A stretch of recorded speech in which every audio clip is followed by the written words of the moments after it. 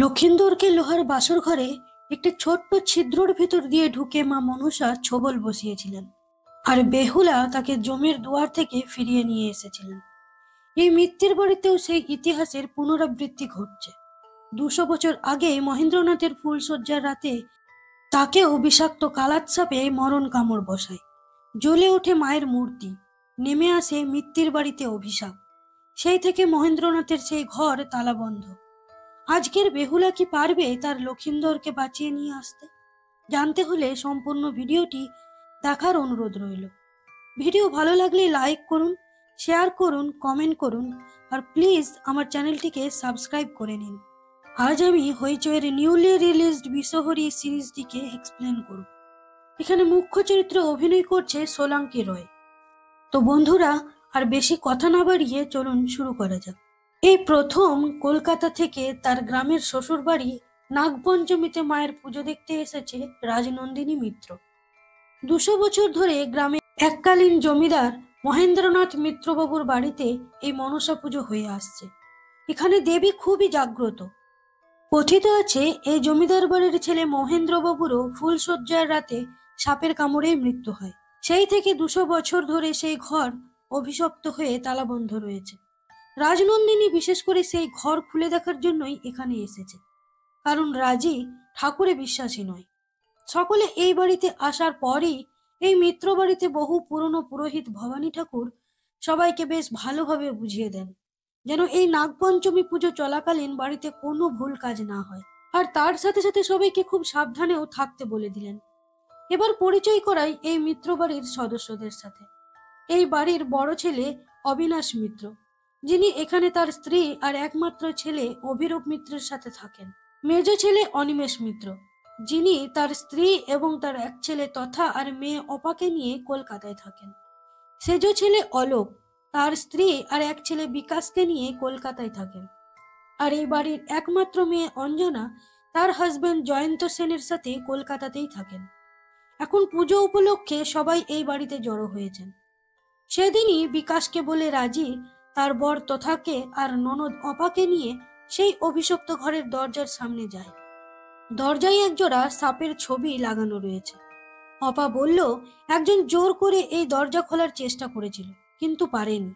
প্রতিদিন মা মনসা তার স্বপ্নে আসতেন আর সেই লোকটাকে ডাকতেন, তাই লোকটা সুইসাইড করেছিল।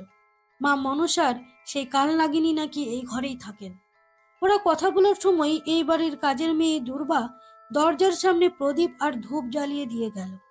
নিচে চিৎকারের আওয়াজে ওরা গিয়ে দেখলো পুরোহিত মশাই খুবই রাগারাগি করছেন একজন প্রমোটারকে, কারণ এই প্রমোটার বাড়িটি মাপামাপি করছিল। এই প্রমোটারকে নিয়ে এসেছে এই বাড়ির জামাই জয়ন্ত, কারণ বাড়ির বড়রা ঠিক করেছেন এই বাড়ি বিক্রি করে দেবে। পুরোহিত মশাই বলছেন যা করার পুজোর পর করতে, কারণ এইসব করলে পুজোয় বাধা পড়বে, সেটা এই বাড়ির জন্য অমঙ্গল। রাজের এই বাড়ি বিক্রির কথা শুনে ভালো লাগলো না মোটেও। সেদিন সন্ধ্যা আরতির শেষে রাজি ঠাকুর মশাইয়ের জন্য কলকাতার বেকড মিহিদানা আর জল নিয়ে এলো। জিজ্ঞেস করলো আপনি অমন রেগে গেলেন কেন হঠাৎ করে? পুরোহিত বললেন কাল থেকে নাগপঞ্চমী পুজো। এই পুজোয় অনেক নিয়ম আছে, আর মায়ের মেজাজ বড় কড়া। কোনো ভুল হলেই রাগে জ্বলে ওঠেন। 200 বছর আগে কোন ভুলে যে মা জ্বলে উঠেছিলেন কে জানে। কোথা থেকে জানলার পথে ফুটো হলো, আর সেই ফুটো দিয়ে সাপ ঢুকে মহেন্দ্রনাথকে ছোবল মারল। লোকে বলে ইতিহাস ঘুরে ঘুরে ফিরে আসে। ঠিক তখনই এই বাড়ির বড় ছেলে অবিনাশ বাবুর একমাত্র সন্তান অভিরূপ মদ্যপ অবস্থায় টলতে টলতে এলো মায়ের সামনে। মাকে প্রণাম করে নিজের ঘরে চলে গেল। পুরোহিত মশাই বললেন কুলাঙ্গার ছেলে একটা, যেমন বাপ তার তেমনি বেটা। কথাটা বলে ফেলেই পুরোহিত মশাই সেটাকে লুকোনোর চেষ্টা করে সেখান থেকে চলে গেলেন। ওদিকে অবিনাশবাবু এই বাড়ির চাকর ভীমকে ডেকে বললেন ভবানী ঠাকুরকে চোখে চোখে রাখতে। কখন কি বলে ফেলেন নিজেই জানেন না। রাজে নিজের ঘরে এসে দরজার সামনে একটা ফুটো দেখতে পায়। সেটাকে একটা কাপড় দিয়ে বন্ধ করে দিল, যাতে কোনো সাপ এই ঘরে ঢুকতে না পারে। এরপর আমরা দেখি রাতের অন্ধকারে চাদর মুড়ি দিয়ে ভীমদা মা মনসা আর চাঁদ সদাগরের যাত্রাপালা দেখতে গেল, আর সেখানে বেদেদের কাছ থেকে কিছু একটা নিল। পরদিন মায়ের স্নান যাত্রা। বাড়ির সবাই খুব ধুমধাম করে মাকে সেই পুকুরে স্নান করাতে নিয়ে গেল যে পুকুরে মাকে পাওয়া গিয়েছিল। সেখানে স্নান করছিল অভিরূপ। ওদের আসতে দেখে মাকে প্রণাম করে সেখান থেকে চলে যাবার সময় রাজি জিজ্ঞেস করলো, আপনি কোথায় যাচ্ছেন? অভিরূপ বলল যে কোনো শুভ কাজ থেকে অনেক দূরে।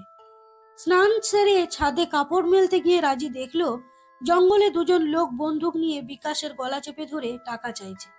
বিকাশ বলল, খুব তাড়াতাড়ি আমি তোমাদের টাকা দিয়ে দেব। এবার প্রমোটার গেল সেই অভিশপ্ত তালাবদ্ধ ঘরের সামনে। মোবাইল ফোন নিয়ে সেই দরজার ফটো তুলে কারোর সাথে কথা বলার সময় সাপের গর্জন কানে আসায় সে পিছন ফিরে দেখলো একটা বিশাল কালনাগিনী তার দিকেই ফোনা তুলে আছে। প্রচন্ড ভয় পেয়ে গিয়ে একটা ভারী টিনের বাক্স দিয়ে প্রমোটার সেই সাপটাকে মেরে দিল। সেদিন সকালেই মায়ের পুজো করতে গিয়ে দেখা গেল মা জ্বলে উঠেছেন। বাড়ির সকলে আতঙ্কিত হয়ে পড়ল। পুরোহিত ঠাকুর বললেন, এ কি অমঙ্গল হলো? কে আবার কোন অপরাধ করলো? কে দোষ করলো? চামর কই? চামরের বাতাসেই মা শান্ত হবেন। সেখানে সমস্ত পুজোর সামগ্রী থাকলেও চামর নেই। সেজ বউ বললেন, চামর তো ভাড়া ঘরেই ফেলে এসেছি, আমি এক্ষুনি আনছি। ঠাকুরমশাই তাকে যেতে বারণ করলেন, বললেন আমি নিজে যাব, আর কেউ এখান থেকে এক পাও যেন না নড়ে। সবাইকে মায়ের কাছে ক্ষমা চাইতে বললেন তিনি। এরপর ভাড়ার ঘরে চামর আনতে গিয়ে ঠাকুরমশাই স্বয়ং মা মনসার ছায়া দেখতে পেলেন। এদিকে অনেকক্ষণ হয়ে গেল ঠাকুরমশাই ফিরছেন না দেখে তথা আর রাজি তাকে ডাকতে গেল। রাজি আর তথা গিয়ে দেখলো ঠাকুরমশাই মৃত অবস্থায় মেঝেতে পড়ে রয়েছেন, সারা শরীর নীল হয়ে গেছে। সেই সময় দুজন বহুরূপী এসে বলল, পালা, বাঁচতে চাস তো এই বাড়ি ছেড়ে পালা। কতদিন বেহুলা লক্ষিন্দরকে বাঁচাবে? একজন তো গেল, এবার কার পালা? তথার মা প্রচন্ড ভয় পেয়ে গেছেন। তিনি আর এক মুহূর্ত এখানে থাকতে চান না। কিন্তু তথার বাবা অনিমেষবাবু এভাবে সকলকে এখানে ফেলে রেখে চলে যেতে চান না। পুরোহিত মারা গেলেন, কিন্তু পুজো বন্ধ করলে তো চলবে না। তাই এই গ্রামের অন্য পুরোহিত আনিয়ে কোনো রকমে মায়ের পুজো করা হলো। ওদিকে বাড়ির কাজের মেয়ে দুর্বা ভীমদাকে বলল যে কাল রাত্রে তুমি কোথায় গিয়েছিলে? তোমার কি ভীমরতি হয়েছে? রাত্রে দরজা খুলে দিয়ে জঙ্গল থেকে তুমি সাপ ঢুকলে? ভীমদা বলল, আমি পালা দেখতে গিয়েছিলাম। ওদের কথাবার্তা চা আনতে গিয়ে শুনে ফেললো রাজি। সেই সময় বাইরে থেকে আবার চিৎকার চেঁচামেচির আওয়াজ শুনে সেখানে গিয়ে রাজি দেখলো বাড়ির সকলে জড়ো হয়ে পুরোহিত মশাইয়ের মৃত্যুর জন্য অভিরূপকেই দায়ী করছে। আর অভিরূপ চিৎকার করে বলছে, বাড়িতে যা কিছু হবে তার জন্য আমি দায়ী। অভিরূপের সাথে ঝামেলা হচ্ছিল তার পিসি আর পিসে মশাইয়ের, কারণ তাদের আনা প্রমোটার বাড়ির বাস্তু সাপকে মেরে ফেলেছে, আর সেই দোষে মা রুষ্ট হয়েছেন। আর সমস্তটা হয়েছে অতিরিক্ত টাকার লোভে। এই বাড়ি বিক্রি করে টাকা চাই ওনারা। অভির পিসি আর পিসেমশাই অভির উপর রাগ করে সেই মুহূর্তে বাড়ি ছেড়ে দিয়ে কলকাতার উদ্দেশ্যে বেরিয়ে পড়লেন। রাস্তায় যাবার সময় এমন কিছু একটা তারা দেখলেন যাতে ভয় পেয়ে গিয়ে তাদের গাড়ি ধাক্কা মারল একটা গাছের গুড়িতে। বাড়িতে মায়ের সন্ধ্যা আরতি হচ্ছে। সেই সময় খবর এলো যে ওদের গাড়ি অ্যাক্সিডেন্ট হয়েছে। পরদিন সকালে সবাই নার্সিং হোমে পৌঁছলে দেখা গেল সেখানেও সবাই অভিরূপকেই দোষারোপ করছে। সকলে বলল, তোর জিভে বিষ আছে, তুই যা বলবি তাই ফলবে। ডক্টর এসে খবর দিলেন যে ওনাদের অবস্থা ভালো নয়। অভির পিসি কোমায় চলে গেছেন, আর পিসামশাইয়ের জ্ঞান ফেরেনি এখন। অ্যাক্সিডেন্ট কেস বলে সেখানে পুলিশও এসে হাজির হয়েছে। অফিসার পেশেন্টের জ্ঞান ফিরলে সবচেয়ে প্রথমে তাকেই খবর দিতে বললেন, কারণ আগের দিন রাত্রে বাড়িতে ঝামেলা হয়েছে। তাই এটা শুধুই অ্যাক্সিডেন্ট কিনা সেটা জানা খুবই দরকার। বাড়ি ফিরে এসে অভিরূপ সেই প্রমোটারকে বেদম মার দিল। আজ ওর জন্যই এই অবস্থা। সবাই না ছাড়ালে অভি প্রমোটারকে প্রায় মেরেই ফেলত। অবিনাশবাবু এসে অভিকে এক থাপ্পড় মেরে সেখান থেকে চলে যেতে বললেন। এতে অভি আরো রেগে যায়, বলে যে বাড়ির বাস্তু সাপকে মারলো তাকে মারতে পারছে না, কারণ তাহলে যে বাড়ি বিক্রি হবে না। ও থাকতে এই বাড়ি কিভাবে বিক্রি হয় সেও ও দেখে নেবে বলে হুমকি দিল। আর বলল, বাড়ির বাস্তু সাপ মরলে বাড়িতে অভিশাপ নেমে আসে, তোমরা সবাই তৈরি থেকো। অপা ছাদে দাঁড়িয়েছিল। সেখানে রাজি আর তথা গেলে অপা বলল, এবার কি হবে? রাজি বলল, মা মনসা রুষ্ট হলে শুধু প্রমোটারকে মারবেন, ঠাকুর মশাইকে মারবেন কেন? আর গাড়ির অ্যাক্সিডেন্টে নিশ্চয়ই মা মনসা করাননি। তোমরা অহেতুক ভয় পাচ্ছ, এগুলো নেহাতি কো ইনসিডেন্ট। ওদিকে অভির পিসে মশাইয়ের জ্ঞান ফিরে এসেছে, পুলিশকেও ডাকা হয়েছে। কিন্তু জ্ঞান ফেরার পর থেকেই তিনি আতঙ্কে ছটফট করছেন আর মা মা বলে ডাকছেন। এরপর একসময় হঠাৎ তিনি মারা গেলেন। বাড়িতে খবর এলো। এই খবর শুনে পুরোহিত মশাই ভয় পেয়ে আর এই বাড়িতে পুজো করতে চাইলেন না। তিনি পুজো বন্ধ করে দিতে বললেন, কিন্তু কোনো দিন এরকম হয়নি। মায়ের পুজো কোনো দিন বন্ধ হয়নি। তাই ঠাকুর মশাইকে সবাই যখন অনুনয় বিনয় করছিলেন, সেই সময় অভিরূপ এসে বলল সে পুজো করবে। কিন্তু এতে আবার অভির বাবা রাজি নন। তিনি বললেন, তুমি ব্রাহ্মণ, এর আগে কোনো পুজো করেছো? ঈশ্বর আর মানুষের মধ্যে যোগসূত্র হবার মতো কোনো গুণ আছে তোমার? কালই আমি অন্য পুরোহিত নিয়ে আসবো। অভি বলল, মায়ের পুজো করতে গেলে জাত পাত গুণ কিচ্ছু প্রয়োজন হয় না, শুধু ভক্তি থাকলেই হয়। তুমি পুরোহিত আনতেই পারো, কিন্তু পুজো আমিই করব। ঘরে এসে অবিনাশবাবু তার স্ত্রীকে বললেন, অভিকে এই পুজো করতে বারণ করো, নইলে গত 200 বছরে যা হয়নি এবার তাই হবে। তার স্ত্রী বললেন, গত 200 বছরে যা হয়নি তা তুমি অনেক আগেই করে ফেলেছ। এখন আমাদের ফল ভোগ করার পালা। এখন অবিনাশবাবু অতীতে কি করেছিলেন সেটা আমরা পরে জানতে পারব। সেই সময় হঠাৎ দরজায় আওয়াজ হওয়ায় দরজা খুলে তারা দেখলেন মাটিতে হলুদের দাগ পড়ে রয়েছে। ভীমদা সেই বন্ধ ঘরের সামনে এসে দেখল যে মায়ের জন্য সবসময় জ্বালিয়ে রাখা প্রদীপটা নিভে গেছে। আবার সেটা জ্বালিয়ে দেওয়া হলো। পরদিন অভি পুজোর বসন পরে ঘর থেকে বেরোনোর সময় দেখল ঘরের দরজা বাইরে থেকে বন্ধ। প্রচন্ড রেগে গিয়ে অভি বলল, বাবা দরজা খোলো, নইলে ভেঙে ফেলবো। তুমি ভয় পেয়ে গেছো। যাকে একদিন ঘর থেকে বের করে দিয়েছিলে সে তোমার কুলদেবীর পুজো করবে। ভয় লাগছে এই হেরে যাওয়াটাকে। রাজি বলল, বাবা কেন দাদাকে পুজো করতে দিচ্ছেন না? এটা তো ওনার অধিকার। রাজি দরজাটা খুলতে গিয়ে দেখলো ভীমদা অলরেডি দরজাটা খুলে দিচ্ছে। ভক্তি ভরে মায়ের পুজো করলো অভিরূপ। হোম করলো, যজ্ঞ করলো। পুজো শেষ হলে রাজি সবাইকে প্রসাদ বিতরণ করলো। সেই সময় সেই বহুরূপী আবার এসে রাজিকে বলল, যাবি আমার সাথে জমের বাড়ি যাবি? এই বাড়ি থেকে না পালালে সবাইকে আমি নিয়ে যাব। এবারের অভিশাপ তোদের গিলে খাক। প্রসাদের থালা নামিয়ে রাজি দৌড়ে দোতলায় গিয়ে দেখলো জঙ্গলে ওই দুজন বহুরূপী পালিয়ে যাচ্ছে। রাজি বুঝতে পারলো যে ওদের দিয়ে কেউ ভয় দেখাচ্ছে। রাজির মনে হলো বিকাশ কিছু একটা গন্ডগোল পাকাচ্ছে। রাজি অপাকে বলল, ওর বর্দা মানে অভির ঘরটা একবার ও সার্চ করবে, আর অপা দরজায় পাহারা দেবে। রাজের মনে হচ্ছে বর্দা এটা ইচ্ছা করেই করছে, যাতে এই পুজোটাও করতে পারে। বেদেদের সাথে ওর খুব ভালো সম্পর্ক, ওদের থেকেও সাপ নিয়ে আসতে পারে বর্দা। ঠিক সেই সময় অভিরূপ রাজিকে এসে বলল যে আমার ব্যাপারে এত ইন্টারেস্ট নিও না নতুন বউ, আমি তো একটু মন্দ মানুষ, তাই দূরে দূরে থেকো। রাত্রে রাজি শুনতে পেল সিঁড়িতে চাপা গলায় কেউ কথা বলছে। চুপি চুপি বাইরে বেরিয়ে এসে রাজি দেখলো যে তার জেঠুমণি একজন বৃদ্ধাকে উপরে যেতে বারণ করছেন। কেউ দেখে ফেললে নাকি বিপদ হয়ে যাবে। বৃদ্ধ মহিলা অবিনাশবাবুর কাছ থেকে টাকা চাইছে। কিন্তু কেন জানি না মনে হচ্ছে এই বৃদ্ধ মহিলাকে দেখে অবিনাশবাবু বেশ ভয় পেয়েছেন। রাজি দেখলো মহিলাটির একটা চোখ কানা। নিজের রুমের দিকে ফিরে আসতে গিয়ে রাজি দেখলো অপার ঘরের দরজায় কেউ ঝুঁকে রয়েছে। রাজি কে কে করে চিৎকার করতেই লোকটি দৌড়ে পালালো। রাজি অপার ঘরের দরজার সামনে গিয়ে দেখলো নিচে আলতা মাখা পায়ের ছাপ রয়েছে। দরজা খুলে রাজি দেখলো যে অপা তার বিছানায় অচৈতন্য অবস্থায় পড়ে রয়েছে। তার সারা শরীরে ছাই ছড়ানো, আর অপার হাতেও সাপের কামড়। রাজি সবাইকে ডেকে নিয়ে এলো। অভিরূপও এলো সেখানে। রাজি বলল, এটা তুমি করেছো। এরপর আমরা দেখি কিছুক্ষণ আগে ঘটে যাওয়া ঘটনা। অপার ঘরের দিকে একটা ছায়ামূর্তি আলতা পায়ে হেঁটে চলেছে। অপার ঘরের দরজা হঠাৎ খুলে গেল, আর অপা ওই ছায়ামূর্তিকে দেখে প্রচন্ড ভয় পেয়ে গেল। তাহলে কি স্বয়ং মা মনসা এসেছিলেন, নাকি অন্য কেউ? এবার অপাকে গাড়ি করে হসপিটালে নিয়ে যাওয়া হলো। রাস্তায় অনিমেষবাবু গাড়ি থামিয়ে অপাকে বেদেদের দেওয়া সাপের কামড়ের ওষুধ খাওয়ালেন। তিনি বললেন, তাকেও একবার সাপে কেটেছিল, এই ওষুধ খেয়েই তিনি সুস্থ হয়ে ফিরেছিলেন। অপাকে হসপিটালে ভর্তি করা হলে সেখানে আবার সেই অফিসার এসে বলল, আপনারা মা মনসাকে এত চটালেন কি করে? হসপিটালে অভি এলে রাজু বলল, কালই তুমি অপাকে শাসিয়েছিলে। তোমার উপর আমি সন্দেহ করেছিলাম, আমায় অ্যাটাক করতে পারতে, অপা কেন? অভিরূপ বলল, আমি যদি খুন করতে চাইতাম তাহলে এতদিন মিত্তির বাড়ি খালি হয়ে যেত।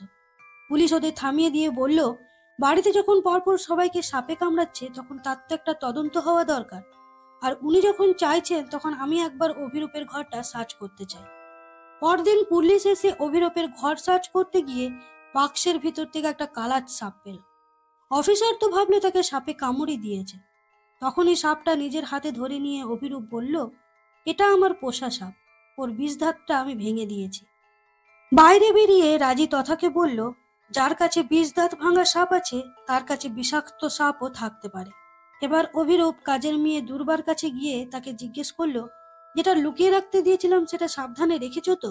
দুর্বা ভয় পেয়ে বলল, হ্যাঁ।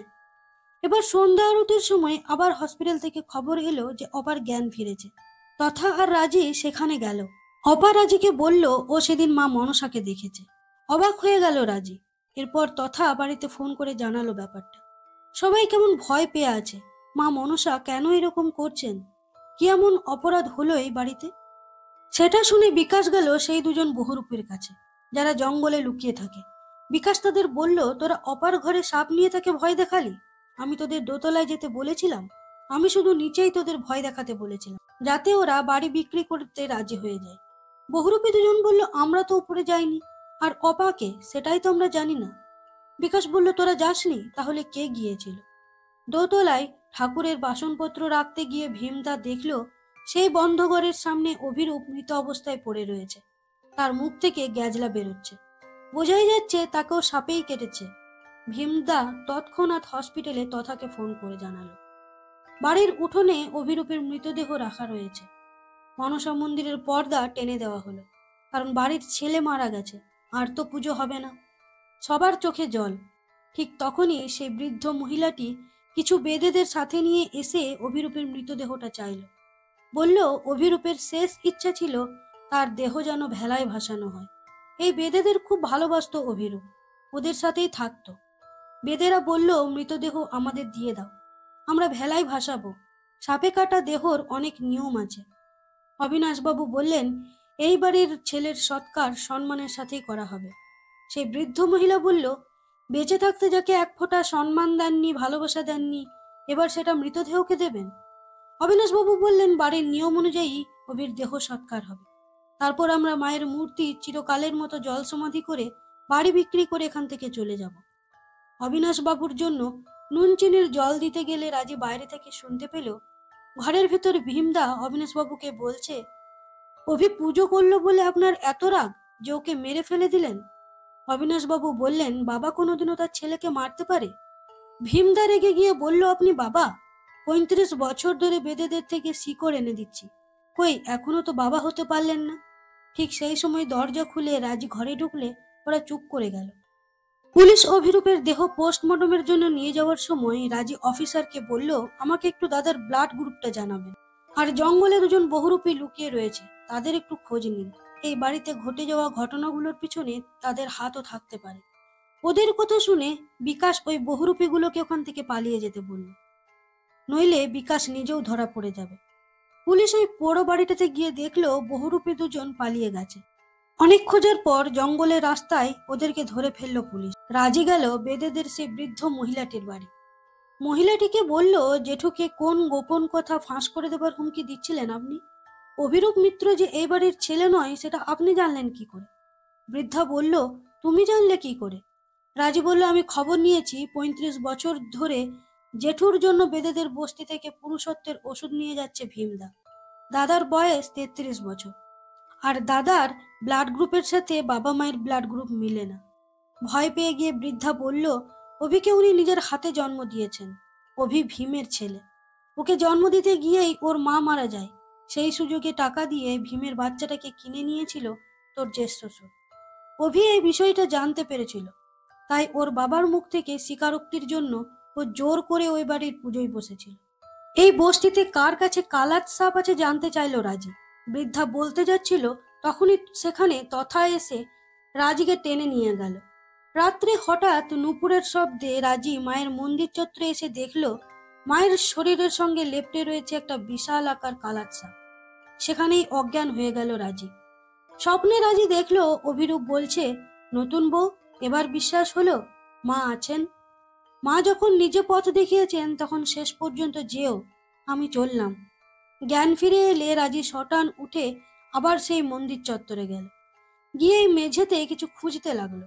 তারপর মায়ের কাছে গিয়ে তথাকে বলল, মায়ের শেষ রাতের পুজো সেই করবে। তথা বলল, দাদা মারা গেছে, এ বাড়িতে অসহ্য, পুজো হবে কি করে? অবিনাশবাবুর কাছে গিয়ে রাজি বলল, দাদা মারা গেছে, এবার অন্তত সত্যিটা বলো। সবাইকে অবাক করে দিয়ে জেঠিমণি বললেন, অভি আমাদের ছেলে ছিল না, ও ভীমের ছেলে। বাড়ির সকলে প্রচন্ড অবাক হয়ে গেল। তথা রাজিকে বলল, তুমি মায়ের পুজো করবে, যে কিনা ভগবানের অস্তিত্বকেই স্বীকার করে না? নিশ্চয়ই মাথায় অন্য কোনো বুদ্ধি চলছে। যেচে নিজের বিপদ আনতে যেও না রাজি। রাজি বলল, আমার কোনো বিপদ হবে না। অপাকে ডিসচার্জ করে বাড়ি নিয়ে আসার সময় রাজি দেখলো বাড়িতে পুলিশ এসেছে বিকাশকে ধরতে। সেই বহুরূপীদের কাছ থেকে তারা বিকাশের সম্বন্ধে সব জানতে পেরেছে, যে বিকাশ জুয়ো খেলে প্রচুর টাকা উড়িয়েছে। মানুষের কাছে প্রচুর ধার দেনা বিকাশের।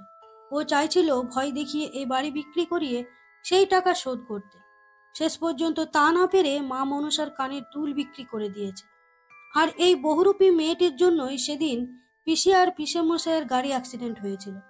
সেদিন ওরা গাড়ির সামনে এই মেয়েটিকেই দেখেছিল, আর ওনারা মা মনসা ভেবে ভয় পেয়ে যান। এরপর ভীম অভিরূপের মুখাগ্নি করল। বাড়ির কাজের মেয়ে দুর্বা রাজিকে একটি পায়ের চুটকি দিল, এবং আমরা তাকে একটা নকল চাবি বানাতেও দেখতে পেলাম। মায়ের সন্ধ্যা আরতি করল রাজি। সে মাকে বলল, লক্ষিন্দরকে ফুলসজ্জার রাতে বেহুলার কাছ থেকে তুমি নিয়ে গিয়েছিলে মা। এ বাড়ির ইতিহাসেও তোমার নাম জড়িয়ে রয়েছে। 200 বছর আগে কোন রাগে তুমি মহেন্দ্রনাথকে তার ফুলসজ্জার রাতে নিয়ে গিয়েছিলে তা আজও কেউ জানে না। আজও আমি এই বাড়িতে ফুল দিয়ে ঘর সাজাবো। আমিও নিজে কনের সাজে সাজবো। আজ এ বাড়িতে হবে আমাদের ফুলসজ্জা। দেখি আমার ঘরে ঢোকার সাহস তোমার হয় কিনা। এবার কথা মতো তথার ঘরটাকে ফুল দিয়ে সাজানো হলো। বিছানায় তথা শুয়ে আছে। তথা শুনতে পেল নুপুরের শব্দ। কেউ তার ঘরে ঢুকছে। উঠে বসলো তথা, আর যা দেখলো তাতে তথার মুখ দিয়ে কোনো কথাই বের হলো না। সেখানে রাজিও এলো। এবার সিন শিফট করা হয়েছে ফ্ল্যাশব্যাকে, যেখানে এই বাড়ির ছেলে বিয়ে করে নতুন বউ এনেছে। তারপর সেই বউ ফুলসজ্জার বিছানায় জানতে পারলো তার স্বামীর পুরুষত্বহীনতার কথা। এই খবর যেন বাইরে না বের হয়, তার জন্য তার বর তাকে হুমকিও দিয়েছিল। নিজের শরীরের চাহিদা মেটাতে সেই নতুন বউয়ের নজর গেল তার দেওরের উপর। দেওরের সাথে ধীরে ধীরে ভাব জমালো। দেওর বৌদির এই নোংরা মানসিকতার কথা বুঝতেও পারেনি। একদিন যাত্রাপালা দেখতে গিয়ে সে দেওরকে সাপে কামড়ালো। বেদেদের ওষুধ খাইয়ে তাকে সুস্থ করলো বৌদি। সারা রাত সেবা শুশ্রূষা করে যখন দেওরের জ্ঞান ফিরল, তখন সে বলল যে ও তাকে ভালোবাসে, কিন্তু দেওরটি তার ভালোবাসাকে প্রত্যাখ্যান করল এবং এই বাড়ি ছেড়ে দিয়ে কলকাতা চলে যায়।